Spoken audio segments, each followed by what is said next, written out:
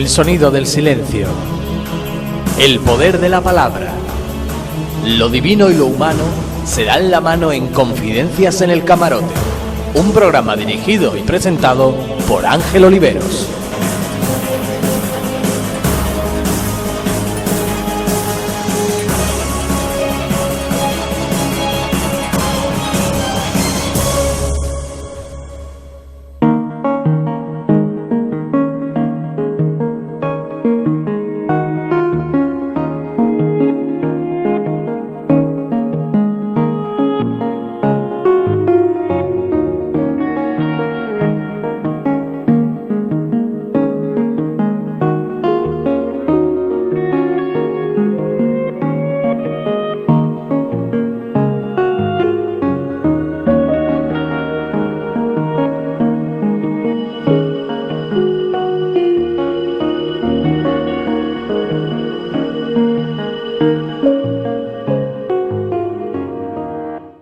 Bienvenidos, señoras y señores, a Confidencia en el Camarote. Queridas amigas y amigos, un nuevo programa donde vamos a recibir importante información, como nos tiene acostumbrado nuestro querido amigo, el doctor Salvador Gutiérrez. Él es pudiéramos decir que es la persona hoy que está aquí con nosotros invitada para mostrarnos una serie de ideas que él tiene, lógicamente, que la ha compartido conmigo. Me parece estupendo que explique esas ideas que él tiene, porque él ya ha estado con nosotros en varias ocasiones. Ha estado con nosotros. Él explicó el tema del par biomagnético perfectamente y además con unas explicaciones maravillosas, y también explicó el tema del ozono como una alternativa, pudiéramos decir, a cualquier tipo de medicina. Fue muy interesante la explicación del doctor Salvador, y hoy nos va a hablar de un tema interesantísimo, que es la medicina antienvejecimiento. Es un tema al que prácticamente no le echamos cuenta, pero él dice que hay que construir la medicina del futuro, la medicina de las personas mayores del día de mañana, que tiene que empezar mucho antes, cuando las personas son mayores. Él tiene ideas brillantes y además es una persona que no tiene problema por decir cosas, porque él, me parece a mí, que es una persona que está asegurada, pudiéramos decir, que no depende del sistema, y por lo tanto igual te puede decir en un programa que bueno, que no tenemos estadísticas de temas de sanidad, no tenemos estadísticas casi ninguna. En los Estados Unidos hay estadísticas y te dicen que la tercera parte de las personas que mueren en los Estados Unidos mueren por la acción de las medicinas. Eso es difícil que lo diga un médico, pero él lo dice porque el problema no tiene ninguno. Como tampoco hay aquí estadísticas del cáncer o de la gente que muere de ese tipo de enfermedades, porque no le interesa, lógicamente, al sistema. Bueno, pues de estas cosas es de las que vamos a hablar con Salvador, pero eso va a ser dentro de un momentito.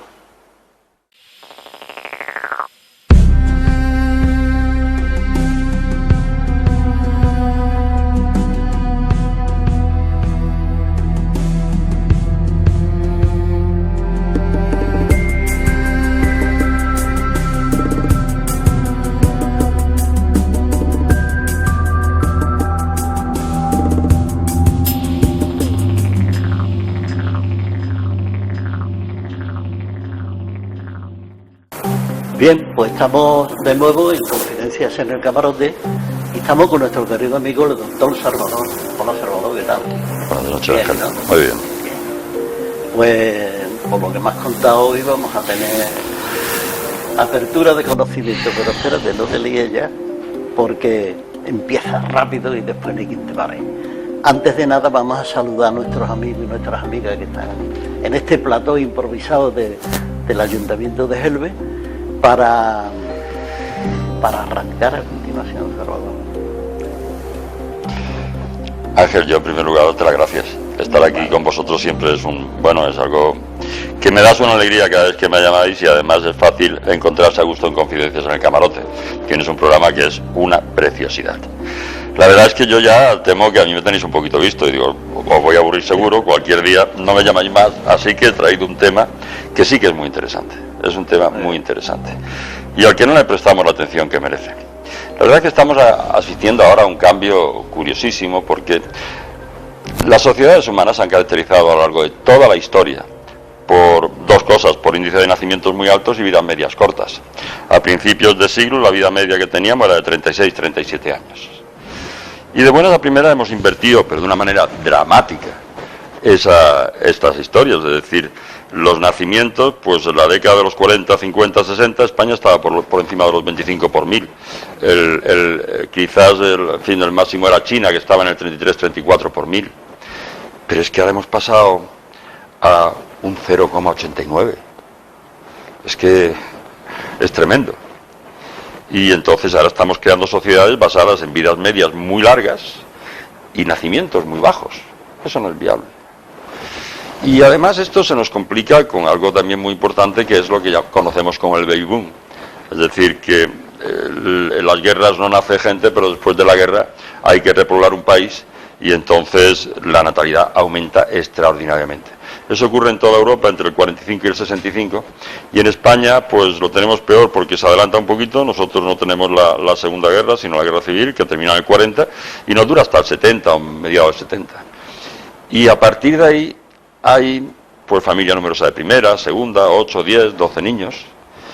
Y claro, el problema que tenemos es que este aumento de la vida media junto con el baby boom se nos presentará un problema en muy poco tiempo bestial. Decimos que realmente hoy día tenemos de vida media unos 80 años, 78 en el hombre, 82 en la mujer. Eso no es cierto. Si quitamos mortalidad infantil, juvenil, accidentes de tráfico y gente que se muere pronto, las estadísticas reales son que la gente que llega a cumplir 60 años, la mayoría de ellos van a pasar de 90. Y los que llegan a cumplir 70, la mayoría van a pasar de 95.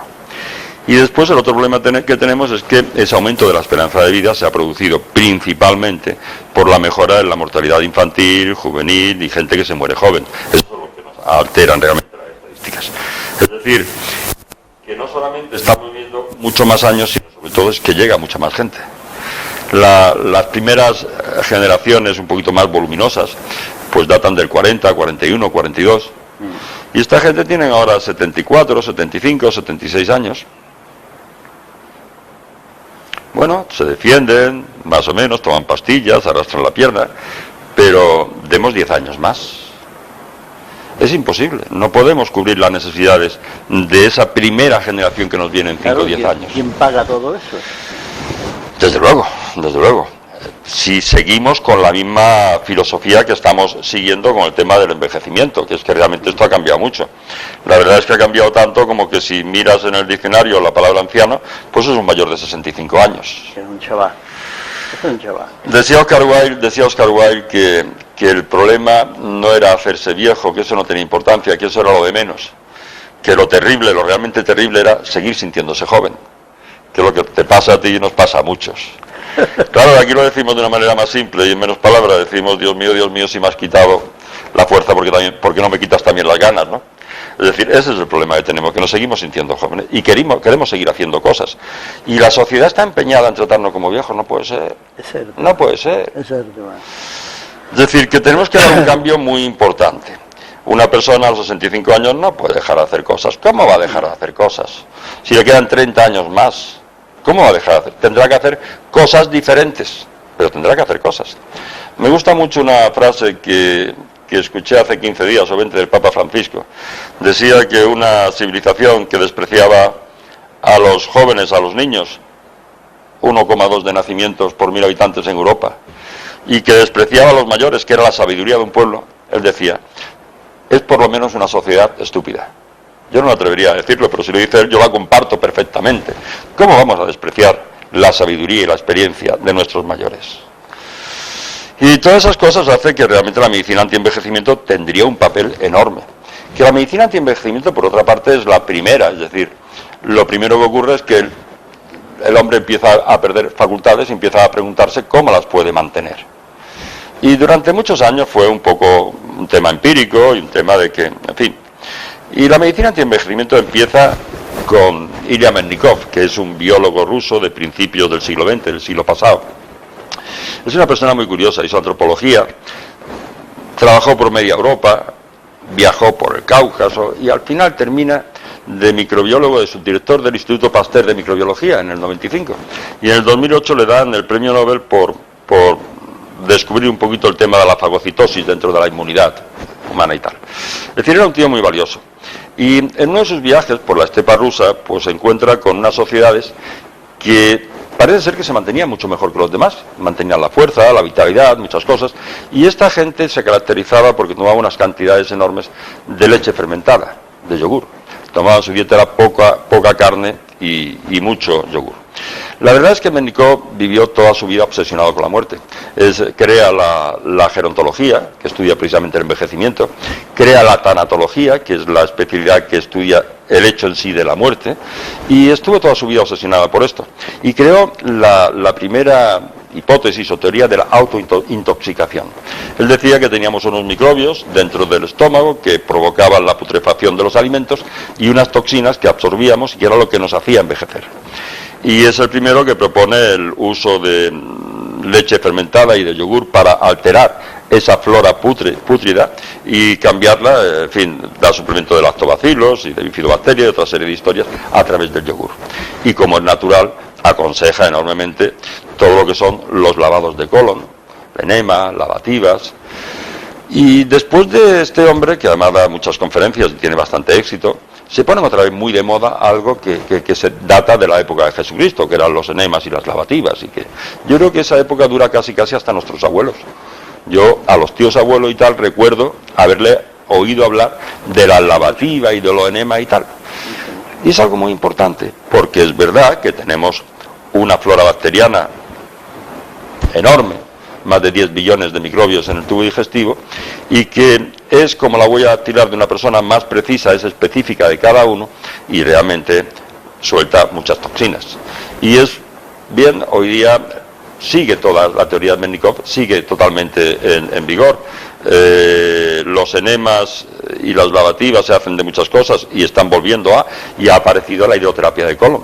La hidroterapia de colon ya no intenta limpiar de restos de alimentos solamente el colon descendente, sino también llega al colon transverso y también llega al colon descendente. Y toda la parte inferior del tubo digestivo lo podemos y lo debemos de limpiar, ya sea con enemas, con lavativas, con la hidroterapia de colon, con lo que sea. Las ideas de Mennikov siguen completamente en vigor.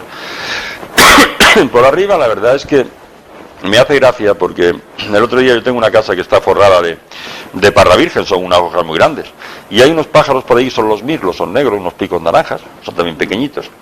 Y el otro día me encuentro por la ventana a un mirlo que ha arrancado una hoja que es más grande que él, y que yo no sé cómo lo está haciendo, pero se la está tragando entera. Y se la tragó entera.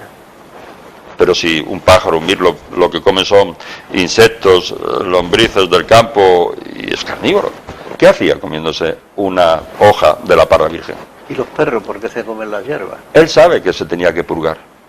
Y nosotros recordamos el aceite de ricino y el agua de calatrava y tantas cosas que hemos tenido para purgarnos. Y algo muy importante, desparasitarnos.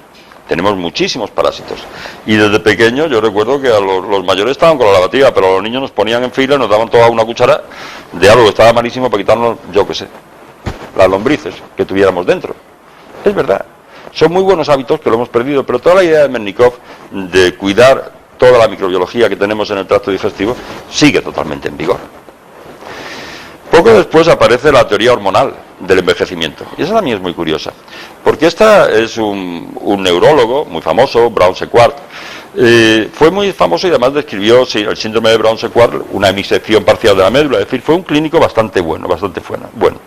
Y cuando llega ya la edad de jubilarse, dice, bueno, ¿en qué me entretengo? Dice, voy a empezar a controlar una serie de parámetros vitales, porque voy a estudiar mi envejecimiento, a ver cómo me va afectando el envejecimiento. Y estudia pues el pulso y la temperatura y los latidos y las de veces que se levanta a orinar por la noche y la elasticidad de la piel. Y él se monta sus parámetros a medir continuamente para analizar su envejecimiento. Y cómo le iba afectando una cosa u otra. Y él se encuentra que cuando tiene relaciones, mejoran todos sus parámetros. Y esto se le complica un poquito porque después resulta que cuanto más relaciones tiene, más mejoran sus parámetros. Entonces él dice, vamos a ver, si yo consigo mantener mis hormonas sexuales a un nivel aceptable y que no decaigan, conseguiré mantener toda la actividad corporal y la fuerza corporal y no me vendrá abajo ese aletargamiento que se produce con la disminución de... claro, el problema es que lo que decíamos antes, si me has quitado las fuerzas, porque no me quitas las ganas, que se fue aficionando y ya no sabía cómo porque el cuerpo no la acompañaba. Y entonces lo primero que hizo fue coger a todas las cobayas que tenía en el laboratorio, le quitó los testículos a todas las cobayas, los machacó, los maceró, le puso un poquito de suero y empezó a pinchárselo. Y parece que tuvo unos resultados maravillosos. Dio una comunicación en la Sociedad de París y se puso de moda estos tratamientos. Después vino, se paralizó un poquito, esto estamos hablando ya de 1910, se paraliza un poquito con la Gran Guerra. Y cuando termina la Gran Guerra, en el 18, sigue él con su historia, pero aparece otra técnica más curiosa, que es de un cirujano parisino, Voronov. Su padre era ruso, era de ascendencia rusa, pero él era de París. Y este hombre lo que dice es, bueno, vamos a probar a coger las gónadas de un donante, los testículos, vamos a quitárselo y vamos a ponerlos en rodajitas y ponérselos al receptor. La verdad es que hizo una intervención y los resultados fueron tremendos. Pero ponérselo es comérselo. Sí, no, ponérselo es abrir el escroto, tiene cortado en rodajitas el otro testículo y cada rodajita la iba metiendo dentro del testículo de la persona que lo recibía. El problema que tuvo es que tuvo mucho éxito. Tuvo tanto éxito que además, en fin, estuvo acompañado también por un tema de marketing, salía el paciente el antes y el después, recuperando el pelo, la musculatura, es decir... Se le hizo mucha publicidad al tema, pero la verdad es que estas intervenciones pues se dispararon, la demanda de ellas. Él hacía en los primeros 2 años hizo 170, pero al final de la década de los 20 había miles de personas por ahí con testículos de... Pero además los testículos claro, lo primero que ocurrió es que ya no había más donantes, era complicado encontrar donantes de esto. Y entonces empezaron a coger monos y empezó a coger a gorilas. Y lo siguiente que ocurrió es que hubo tal demanda que pues caparon a todos los gorilas de los zoos de Europa. Y entonces montaron unas granjas especiales para crear gorilas. La idea era muy fácil, ponían al gorila en una mesa, tú en la otra, te ponían anestesia local para ponerte esto en los testículos. Confío que al gorila general, nunca lo han dicho, pero confío en general, al gorila le quitaban los testículos, los cortaban en rodajitas y te lo ponían a ti. Pero eso se lo hicieron 3 o 4 premios Nobel, se lo hizo Sigmund Freud, se rumorea que algún papa. Era gente muy potente la que se hacía estos tratamientos. Y al final, pues, bueno, parece ser que hubo una persona muy importante que le acusó de haberle pasado la sífilis que tenía un gorila. Y por ahí cayó un poquito en venirse abajo un poquito estas intervenciones, pero ya estamos hablando del comienzo de la Segunda Guerra Mundial, hasta la década de los 30 fue la intervención que más se hizo.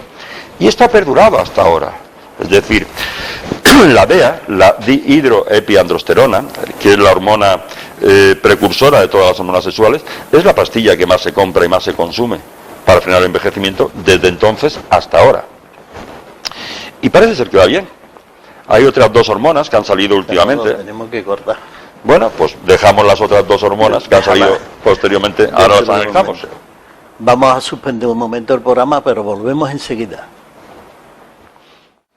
Bien, estamos de nuevo en Confidencias en el Camarote y recordarle que estamos con nuestro querido amigo el doctor Salvador Gutiérrez. Salvador, ¿qué tal ha ido esa primera parte? Esa fue una conferencia de 4 horas. Yo siempre me pasa lo mismo. Aquí cuando llego hablo lo que puedo, lo que me dejas, y cuando ya te canso corto. Ahora voy a intentar que... Bueno, la verdad es que el tema del antienvejecimiento es muy curioso porque hay mucho hablado sobre ello. Estaba comentando que ahora hay otras 2 hormonas que le están haciendo un poquito a la competencia a la DHEA, a la DEA, que es por una parte la melatonina. La melatonina es una hormona que segrega la glándula pineal y que en principio pues ha empezado a aconsejar pues para el tema del jet lag de los aviones, para restaurar el ciclo circadiano día y noche, pero es una hormona muy interesante porque en primer lugar es una gran neutralizadora de radicales libres. Ya llegaremos a explicar lo que son los radicales libres. Y en segundo lugar es la hormona maestra, es la hormona que regula todas las demás hormonas del cuerpo. Y se está comprobando que es muy interesante. El problema que tiene la melatonina es que hace faltan dosis mayores y sobre todo que no nota uno el efecto en 2 días, como por ejemplo con las otras temas que hemos comentado, la hidroterapia de colon, la DEA, pues son cosas que, en fin, uno nota en 24 horas los efectos. Y la otra que ha salido es la mejor.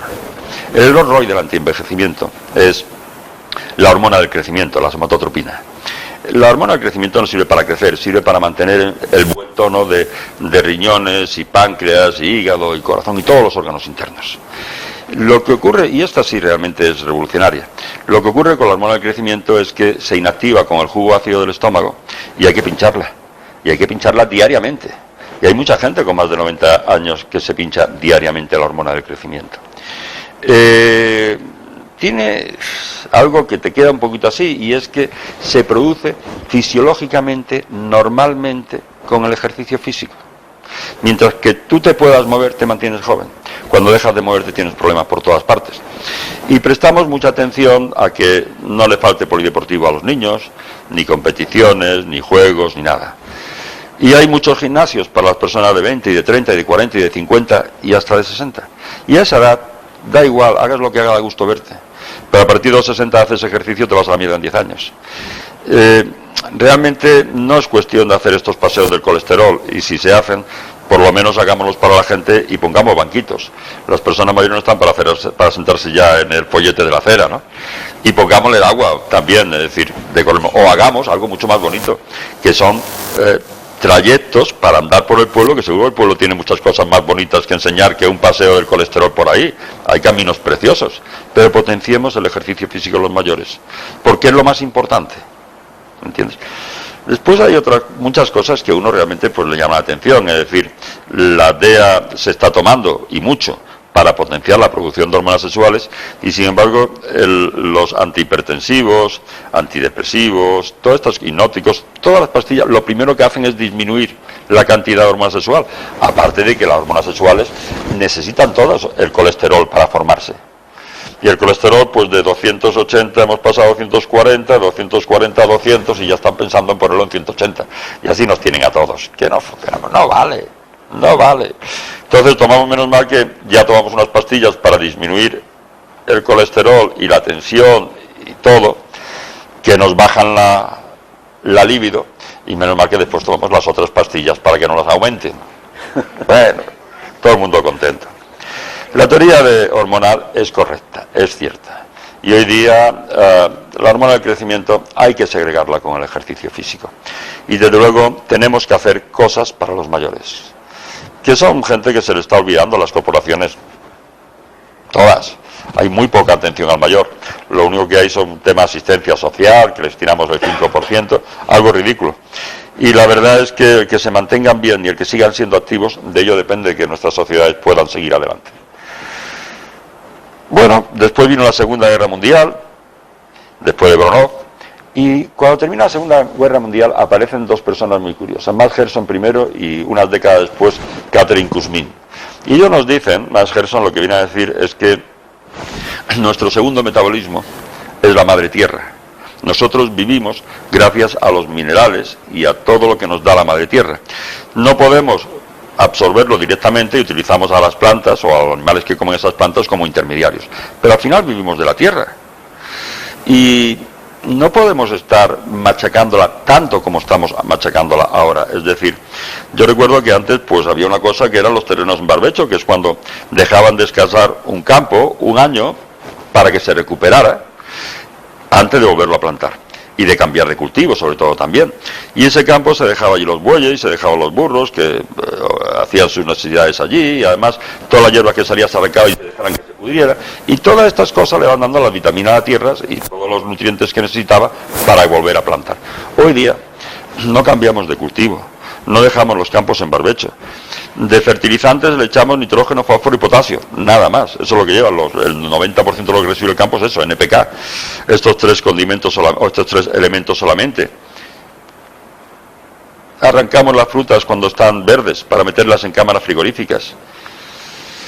Claro, lo que nos decía Max Gerson es que con esto no podíamos nutrirnos bien.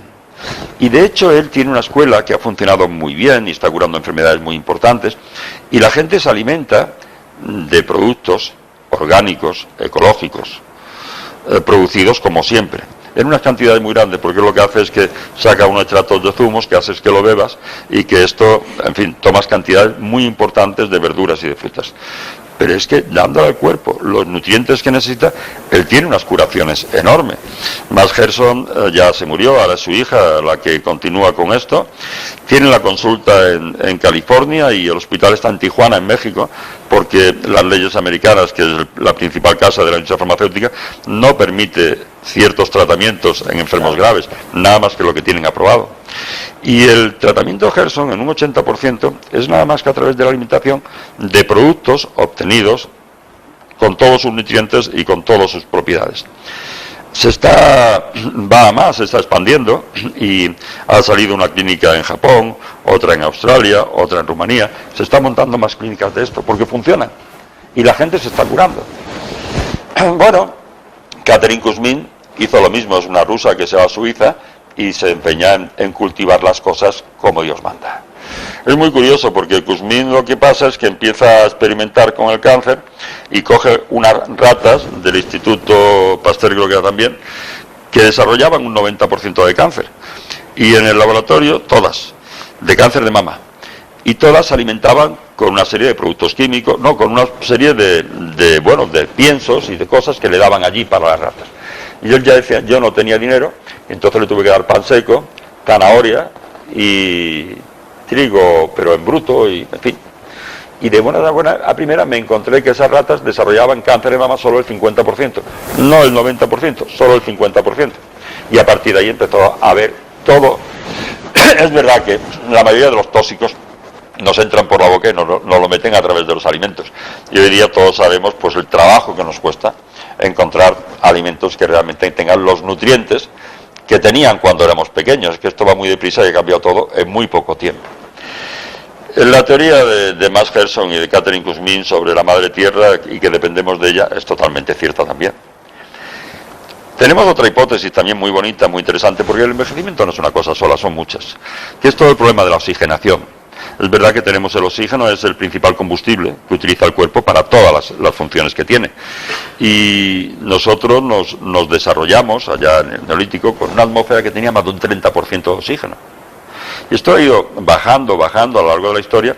Ahora tenemos un 18%, un 19%, es muy poco, pero si respiras la atmósfera de ciudades como México o como Madrid, te estás encontrando que estás respirando concentraciones de un 10 a un 12% de oxígeno. Por debajo del 7% es incompatible con la vida. Entonces han aparecido muchas técnicas para aportarnos ese oxígeno que nos falta. Y el problema de esas técnicas es que funcionan y te dan esa vitalidad que realmente vas un poquito perdiendo. Estamos hablando en primer lugar del ozono, es una maravilla. Ya hablamos en un programa largo y tendido del ozono. Ahora se ha puesto de moda otra terapéutica, que es la de la cámara hiperbárica. La estoy estudiando, no creo que sea más efectivo que el ozono, pero la han cogido deportistas como Raúl o Cristiano Ronaldo y la han puesto ahora de moda. Y todo el mundo quiere ver. La cámara hiperbárica es nada más igual, es respirar oxígeno a una concentración un poquito mayor que la atmosférica para conseguir que penetre más oxígeno en la sangre y sobre todo a nivel de los tejidos. Cuando en un tejido desaparece o disminuye el oxígeno, se enferma o se vuelve cancerígeno. Siempre. Son muy interesantes estas terapias que hay de oxigenación. Hay una hipótesis del envejecimiento genético por los telómeros, que son unas fibrillas que hay en la hebra de ADN, y que cuando somos pequeños lo tenemos muy largos y a medida que se van dividiendo las células se van acortando. Y que dicen que el envejecimiento tiene un condicionante genético. No, nadie nos va a decir a qué velocidad se van gastando estos telómeros. Y sobre todo hoy día lo que está de moda es la epigenética, que dice que todo lo que hay alrededor nos influye mucho más que la genética. Y después, por último, podríamos hablar, y muchísimo, de todas las teorías psicológicas del envejecimiento. Esto tiene que funcionar. Y realmente yo no puedo entender hoy día que haya tantos psicólogos en paro y tantas necesidades de apoyo por la gente mayor. En definitiva, tenemos un problema que o conseguimos un mejor envejecimiento y que la gente, de una manera o de otra, siga siendo activa y haciendo cosas por la sociedad, pues esto es inviable. Se nos viene una cantidad de gente que no podemos mantener. Yo creo que en el tiempo que tenemos, poco más podíamos decirte, pero realmente el tema del envejecimiento, lo que sí es verdad es que se puede hacer mucho. Se puede hacer mucho. Y todas estas cosas son muy baratas. Asesorar a una persona en cuanto a higiene intestinal, enseñarle a hacerse las lavativas, los enemas o recurrir a hidroterapia de colon, son temas que son muy económicos. Incluso la hidroterapia de colon es muy económica. Otra cosa es si estas técnicas las puede absorber solamente la iniciativa privada. Pues quiera o no quiera, la iniciativa privada tiene que pagar muchas cosas y además está para ganar dinero. Pero enseñarle a las personas a recuperar todo el tema de esos purgantes tan maravillosos que tenía. A mí, esto la especialista es mi mujer. Este verano me hizo una serie de cosas que yo no me lo podía imaginar. Que me tomara un vaso así y que obrara lo que obré. Yo no lo entiendo. Hay cosas muy eficientes. Y no hay derecho a que se nos estén olvidando. Hoy día, cuando la gente se jubila, empieza a coleccionar medicinas en el cajón pensando que está ahí pues la solución a todo el envejecimiento que le queda. Y no hay nada más falso que esto. Claro, la gente, su aspiración es tener la aspirina maravillosa, que te la toma a las 7 de la mañana y ya eres un campeón. Y claro, eso es falso. Eso es falso. Yo cuando recuerdo nuestra vida, que nosotros fuimos un poco los médicos, pero utilizábamos los naturópatas, naturistas, y era gente que curaban con las comidas, con técnicas de alimentación. Salvador, vamos a parar. Vale. Vamos a parar. Pero volvemos enseguida. Bien, pues estamos en Confidencia en el Camarote y siempre tengo que recordar con quién estamos. Estamos con nuestro querido amigo, el doctor Salvador Gutiérrez. Salvador, ahora vienen las preguntas de nuestros colaboradores, nuestros amigos y nuestras amigas. Ahora tengo que decir antes amigos que amigas, porque hay más amigos que amigas. Pero normalmente yo siempre digo amigas y amigos, porque hay más mujeres en nuestro programa. En este caso, Juan Carlos, te quiero hacer una pregunta. Muy bien, encantado, venga. Muy bien, Salvador, pues buenas noches y muchísimas gracias por toda la información que nos has dado, que me parece interesantísima. Me gustaría que nos dijeras, de todas tus posibilidades, esos productos que te hace tu mujer, que hacen la función de lavativa, que dieras un poquito más de información dentro de tu... Es muy interesante, mira. Pensemos cómo ha sido la alimentación del hombre durante miles de años. Porque cuando yo era pequeño existía la nevera de hielo y esto de pisco, pero 30 o 40 años antes ni eso. Y esto que te levantaran por la mañana y te pusieran el cafelito caliente, pues nos olvidamos. Yo imagino que, salvo el noble que estaba en el castillo, la mayoría de la población se levantaría por la mañana y tendría que irse a buscar la vida. Unos a cazar, otro a pescar, otro a recolectar, a buscar setas, a lo que sea, ¿no? Y volvería a casa a las 2, las 3, las 4, las 5 de la tarde, dejaría la comida y entonces cuando se pondría el caldero con el agua, se prepararía los alimentos, se prepararía y se comería caliente a las 6, 7, 8 de la tarde, 9, no sé. Y se quedaría después el fuego ya ahí hasta las 12 de la noche que se irían a la cama. Y uno se pasaba todo el día comiendo. Ahora me encuentro unas moras, ahora unas fresas, ahora un algarrobo, ahora un azafaifo, ahora un manzano, unos palmitos, lo que tú te ibas encontrando, tú estabas todo el día. Pero el 80% de lo que comías era crudo. Y dicen que del 50 al 70% de la alimentación que tengamos debiera de ser cruda. Y es cierto, porque lo que más altera la composición de los alimentos es la temperatura. Cuando los calientas por encima de los 40 grados, pues se naturaliza todo. Las grasas, las proteínas, todo. El aceite de oliva es una maravilla, pero es de primera presión en frío, que eso tiene entre 28 y 33 grados. Ese virgen extra que ya en el calentón a 80, eso ya no vale nada. El 50 o 70%, y tomar esa cantidad de comida cruda es muy complicado. Tendríamos que estar todo el día comiendo. Entonces hay una cosa, son las licuadoras y los extractores de zumo, que te sacan, por presión, el agua de esos alimentos. Y en ese agua llevas el 100% de las vitaminas y todos los nutrientes de esas verduras. Ese es un tema que realmente es importante, es decir, más del 50% de nuestra alimentación debiera de ser cruda, que además sirve para alcalinizar el cuerpo, y de esa alimentación 80% de verduras, 20% de frutas. Otra cosa que se ha descubierto es que el agua que tenemos dentro del cuerpo es diferente a la de fuera. Se le llama agua cristal, tiene las propiedades de los cristales líquidos, es un agua totalmente diferente, es un clatrato de 37 moléculas de agua. Y el agua más parecida a esa que tenemos dentro, la que le cuesta menos al organismo transformar en este agua, porque este agua se forma peor en los mayores y en los enfermos, es el agua de la zanahoria y el de las verduras. Entonces, ese licuado o ese extractor de zumos, lo primero es que tiene que estar bueno. Y yo te aconsejo que el tema de las zanahorias le da un gusto exquisito, pero yo me puedo tomar todos los días 15 a 20 zanahorias, solamente a través del agua que le sacas a la zanahoria. Pero tiene todo el betacaroteno, que es el precursor de la vitamina A, y el organismo va a absorber todo lo que necesite y no tienes posibilidades de darle más de la cuenta.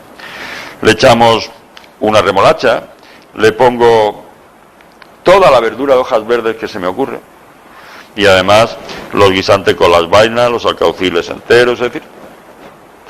Y la verdura de hoja verde da un poquito de amargor, entonces al final le pongo algo de fruta, manzana, pera, precisamente piña, para quitarle ese amargor a la verdura de hoja verde.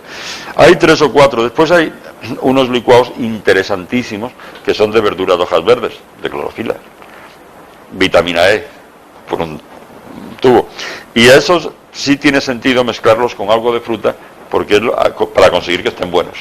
Y están exquisitos y están riquísimos. Hay una diferencia muy importante entre la licuadora y el extractor de zumos, pero también en precio. Entonces, empecemos por licuadoras y cuando llevemos 6 meses, 1 año utilizándola y que sepamos que la estamos ya amortizando, cuando se rompe, pasamos a un extractor de zumos. Las vitaminas y todos los nutrientes los conserva muchísimo más el extractor de zumo, que actúa solo por presión y a cámara lenta y sin calentar, que las licuadoras que tienen una hélice, trituran, oxidan, calientan y destruyen muchas de esas vitaminas. Pero sí es la solución que hay actualmente a esa cantidad de verduras que no tomamos porque no nos permiten ir todo el día comiendo. ¿Qué quisiéramos? Esos paseos por la tarde que iba y donde te encontraba y llegaba a casa con la bolsa llena de membrillo y de manzana y de higos y de brevas y yo no sé qué. Tantas cosas. Pero sí, esos batidos principalmente, hay muchos. Y hay libros muy interesantes y sobre todo un internet maravilloso. Pero están los verdes de clorofila y los de zanahoria. Servando debe hacer otra pregunta. Salvador, estamos hablando del aumento del umbral de vida, ¿no? Que ha aumentado muchísimo. Entonces, pues bueno, yo creo que ya no nos consideramos mayores, sino menos jóvenes. Por aquello de que cuando pasan los años, estamos bien, no sé, o por lo menos nos sentimos bien, ¿no? Pero he querido entender, no sé si es así, que dices que a partir de los 60 años da igual el deporte que hagamos. No, digo que a partir de los 60 años o hacemos deporte y nos movemos o nos vamos a la mierda en 10 años. Y que antes de esto da igual que lo hagas, da gusto verte de todas maneras. Cuando tienes 30, 40 años, estamos que nos comemos, ¿no? ¿Te acuerdas que le preguntaba si tenía tabaco y decía, no, pero estoy de bueno? Claro, eso lo contabas cuando tenías 30 años, ¿verdad? No, estoy diciendo que el ejercicio físico es lo más importante que existe con los años. Lo más importante. Estoy diciendo que cuando era pequeño yo recuerdo que los hombres venían de trabajar del campo y las mujeres al mismo tiempo salían a andar por la carretera. Pero 1 hora y media, 2 horas y 2 horas y media, y se daban unas caminatas enormes y le pegaban el repaso a todo el pueblo y a toda la familia. Y se hacía ejercicio, ellos sabían que tenían que moverse. No sé por qué ahora pensamos que con que se mueva el que está corriendo ahí en la televisión ya es suficiente. No, nosotros tenemos que hacerlo. Y la verdad es que las administraciones nos deben de facilitar ese ejercicio físico y muchos de esos cuidados. Es todo lo contrario. También he entendido, o he entendido mal, no sé, que la media del colesterol va bajando. No, la van bajando los laboratorios. La van bajando. En primer lugar, para mí y para muchos, el colesterol no es malo. El colesterol es buenísimo. Te mantiene la libido y es la energía que utilizan muchas células para muchas cosas. Compone todas las membranas celulares, es necesario. Y de hecho, en fin, dicen ahora que es malo y muchos decimos que no, que pudiera haber una fracción pequeñita del colesterol que fuera mala.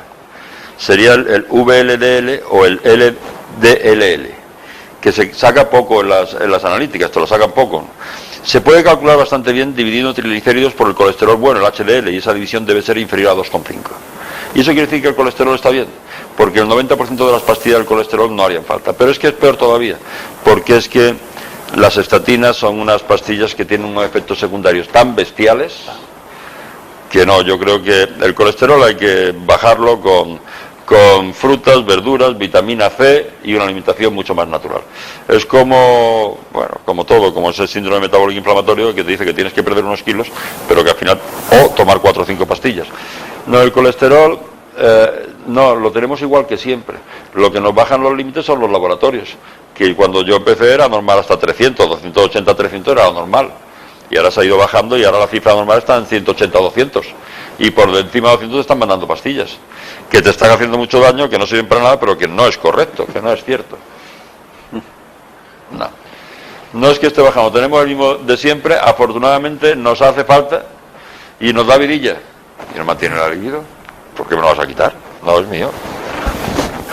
Paco, tiene la primera. Salvador, buenas noches. Buenas noches, Paco. Dos preguntas que te voy a hacer. Una, ¿se puede catalogar el envejecimiento como una enfermedad?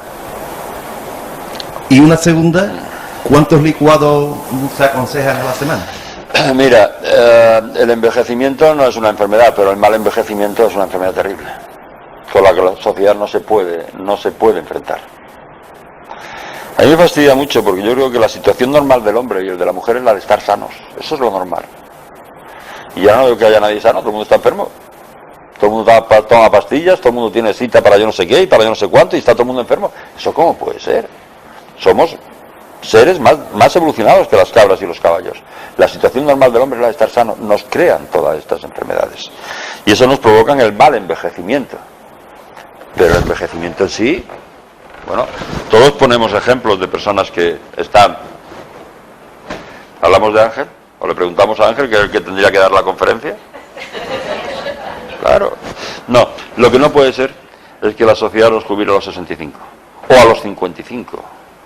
Eso es una animalada primero porque yo creo que desaprovechas la mejor época de las personas, que cuando ya tienen cierta experiencia no puedes hacer el mismo trabajo a los 20 que a los 70, pero a los 70 puedes hacer un trabajo tremendamente interesante y tienes mucho más ideas y mucho más juicio crítico de muchas cosas. Es decir, y sobre todo tú tienes que mantenerte activo.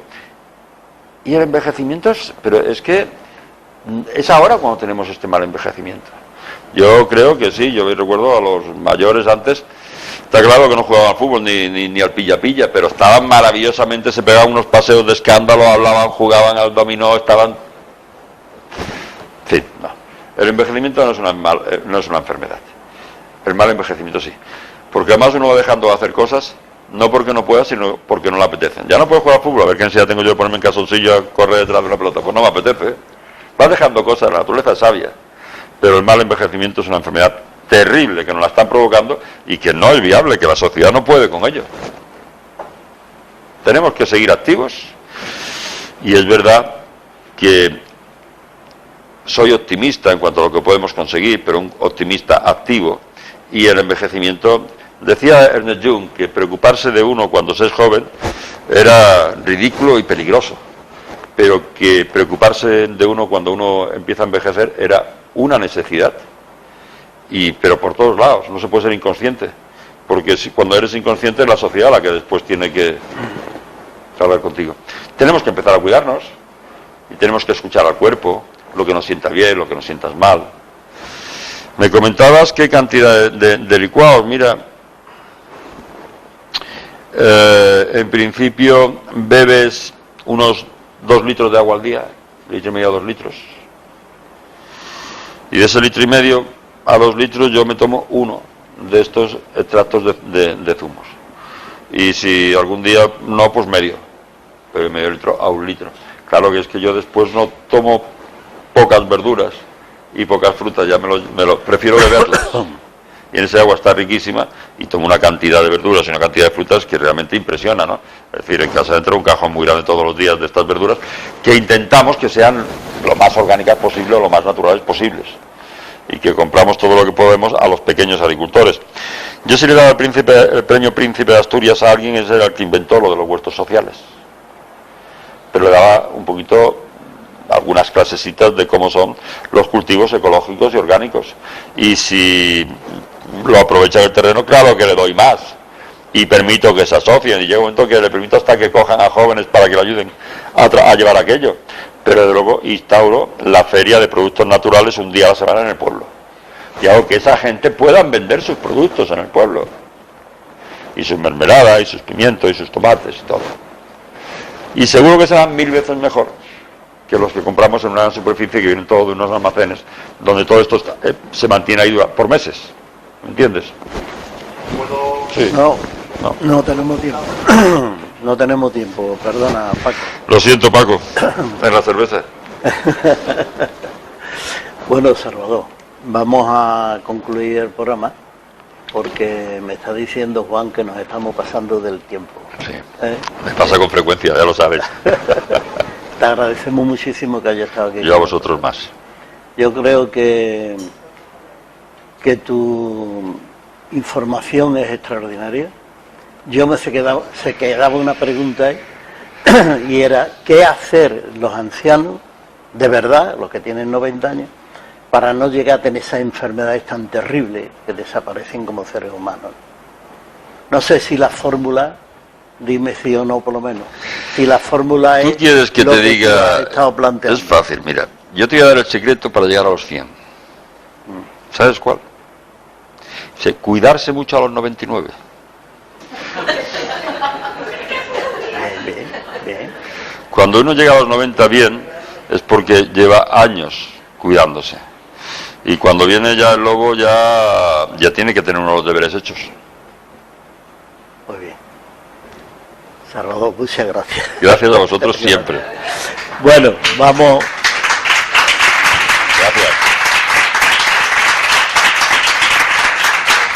La verdad es que hay pocos sitios donde... Mira que voy a muchos sitios, pero hay muy pocos sitios donde no se encuentre tan a gusto aquí. Sí. Por ti, por todo el grupo. Porque no es un público que no tiene nada que ver, son todos amigos, sí, conocidos. Es una pandilla.